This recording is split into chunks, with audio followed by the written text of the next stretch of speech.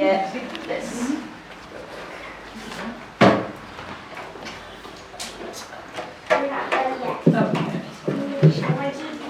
So this is a short story I wrote the other week for school. So I like it. I thought I'd read it to you guys. It's called "To Smile is Human." And it's a little bit longer, so bear with me. Be nice and loud. I can't talk unless people smile at me. My mouth is locked, lips sealed. I don't know if my parents dropped me on my head when I was a baby. Was I cursed for someone's sick amusement?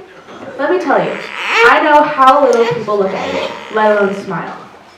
The issue is I'm a very basic guy, except no one believes that because I'm tall and take up a lot of space and wear a bunch of dull hoodies and beanies, which personally is the most comfortable thing I could wear. But I can't talk, so people assume I'm a loner dude who has only a little bit bouncing around in his head. In a big city, this should be easy. There should be a few honest people who have the compassion to look me in the eye and give me a genuine grin. But for 25 years, I've been keeping my mouth shut. Not even my mother and father smiled at me. Just to say, we don't talk much. I don't even know where they are at this point. I decided a long time ago that I was sick and tired of feeling like a ghost in my own home. It was like I didn't even exist. I've tried to talk, I have. But when I try to get people's attention and start forming words, my brain goes on rants, and none of it makes it out of my mouth. So I just stand there looking at them with a full-blown dialogue going on in my head, and I think I've lost my mind. My parents called me special. I think if I were really special, they would have spent more time trying to be part of my life. They took care of me, of course, but I was like some home decor they regretted buying and missed the return date. I watched them and saw they weren't happy. They didn't even smile at each other, so I knew there wasn't any hope for me. It gets happy, I promise. Jordan, my mom would tell my father with a nasty, sarcastic tone, "You're always working, finding excuses to stay out, and I'm stuck here with a child who has lost his wits." "Look who's talking," my dad would shout back. "I told you that having a kid was a bad idea. All you do is shout insults whenever I get home. I can't do anything right and refuse to work with him to make it better." "Why try?" she would spit back on the brink of tears. I don't think I've seen anyone cry as much as my mother. "He doesn't get better. He just stares at me like a doll. I don't know what to do." She stormed out of the room. My dad followed her. Then they left the topic of their failure of a child and argued about everything else under the sun. More arguments than I can count were started with a variation of the same sentiment. I'm a lost cause, and they can't agree which of them to blame. Do you know how babies make all sorts of noises? That's only because they're smiled at. They respond to it. They're trying to talk to you. I was that kind of baby. My parents were so smiley when I was younger, I crewed up a storm. I've heard them tell their parents they don't know what happened. I just shut up once and never said anything anymore. That's not true. They stopped smiling at me. I noticed it after a while. I had all of these things in my head I wanted to say, like 20 books worth. But when I tried to say something, it just never came out. I tried once to say I love you to a girl in 3rd grade. She was a tiny little thing with pink bows, and oh man, she was the darnest creature. I thought about her every day. I drew pictures of her in my notebook. I wrote her name over and over. She would sit next to me at lunch, but she wouldn't talk to me. She even sent me a Valentine's card with a simple heart in her name. I went up to her once at recess after racking up a month's worth of courage, little 8-year-old me, and tapped her on the shoulder. She turned around, but her face with She turned around with her face with pink. That's a typo, sorry. She turned around. Oh, that's right. She turned around, but her face with pink cheeks was blank. "I love you, Kelly," I said, except it stayed put in my head. My face went red. It was hot like the blacktop most of the kids played basketball on. She just looked at me, because what else would you do if a random 8-year-old boy came up to you and said absolutely nothing? "Don't you talk?" she said. To be honest, I didn't blame her for running away. I would too if I were her. That scared me. I realized I couldn't talk or all get out. I tried hard, but the more I tried, the more I found I couldn't. My teachers thought I was dumb, and they said it too.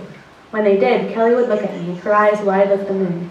But the teachers didn't smile much either. It wasn't my fault, I wish I could have told them. I have so much to say. If you had lightened up and stopped looking like you hated your life, maybe you could have smiled a bit and gotten me to talk. But no, they just sent me to the special ed classes. In the hall, kids would call me Cat. You know the whole cat got your tongue joke? Yeah, it got old fast. Sometimes the postman would smile at me. I loved getting mail. I would sit by the mailbox in my fold-out chair and eat my apple. Sooner or later, the mailman would walk by, put the mail in the box, bend down to shake my hand and smile. "Hi, Bud," he would say. "What's new with you?" I don't know what his name was, but I would sometimes walk the whole neighborhood with him on his route, while blabbling on about who knows what. My tongue knew how to work all right when it got the chance. I had so much to say. And he just listened and smiled. He stopped coming around after a while. I think he might have died. He was old, or at least that's what he told me. I would still wait for the postman in my fold-out chair, but the new one didn't smile at me, didn't even look at me.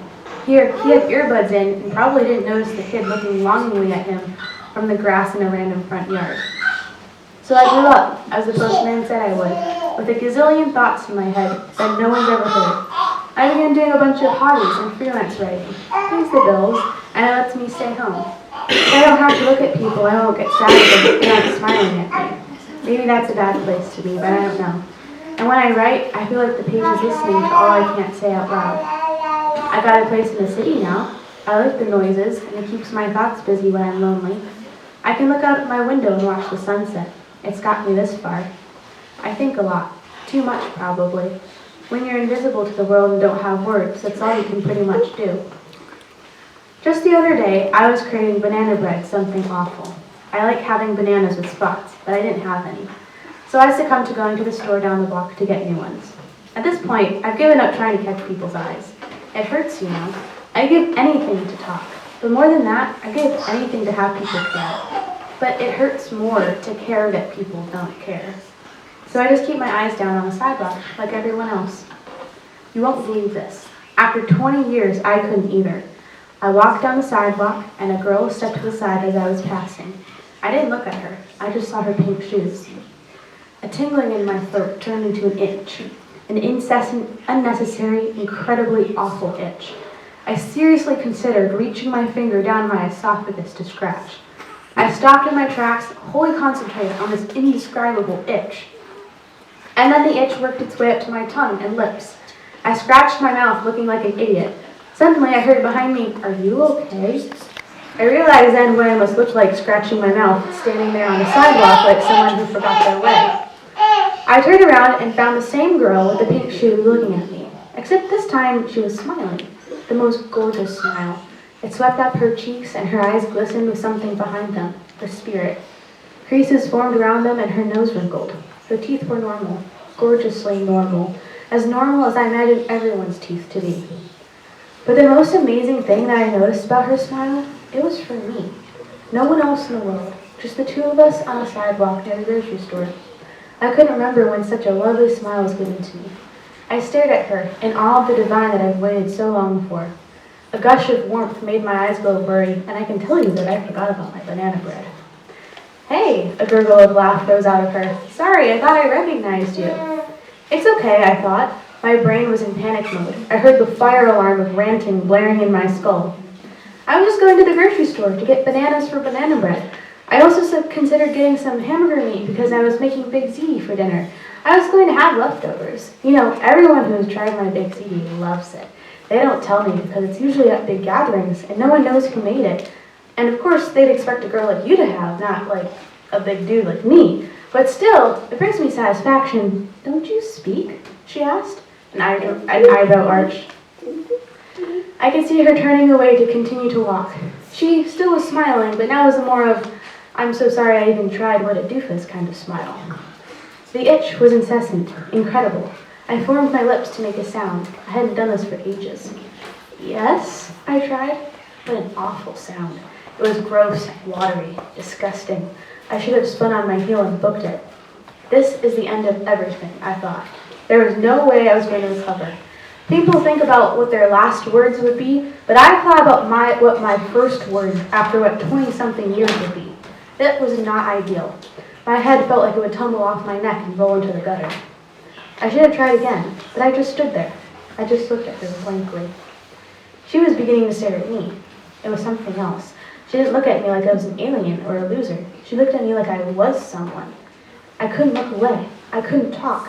I think I probably could have, but just right then I was tongue-tied. Her cheeks went red, and for some reason, the smile left her face. My stomach dropped into a pit, and the itch had left. She raised a hand and pointed at me like I was a suspect. You're that pirate from third grade, aren't you? The one who couldn't talk. I was speechless, pun intended. Remember the little pink girl who I loved in my 8-year-old obsession? The one named Kelly? The one I still had drawn pictures of in my notebook when I was lonely in my apartment? The one I had conversations with in my head? Yeah, that Kelly. This time she didn't run. She just stared at me with enormous eyes and the blondest hair. She had those long stick-on nails all the girls have, and her hair was tied with a pink bow. I guess the color had stuck. I can tell you something. All the doubts that I had ever thought were flooding my brain right then. I was having a full-blown cacophony of voices, and I didn't know which one to listen to. The strongest voice told me that this hadn't just happened by accident. I did it. I went for it. I reached out my hand and smiled. Save me, I thought, please. She looked down at my hand and then at me, and then she grinned. She grinned like sunshine and lakes and trees and beautiful flowers and everything, like relief. It felt good. That smile felt like the whole world had given me a standing ovation, like I mattered. Her hand in mine felt like satin. I rubbed her thumb over the gemstones on her nails. Kelly, hi, I said. My voice sounded strange and felt itchy again, too rough. I have so much I want to say, I said. She nodded. Why don't you start with what you were going to say back in third grade, she said softly. I thought about why you were standing there for years, but you left, so I never got a chance to ask you. I gulped. I was going to say, I love you. Every other noise in the world was silenced. I could hear her heartbeat. Gravity felt like it was pushing the two poles of the earth together. Her eyes filled with tears. She looked away. No one's ever said that to me, she whispered. Me neither. I looked at my feet, I looked at the sky, and then I looked at her. Do you like banana bread? Yeah. She smiled. It freed us both. The end.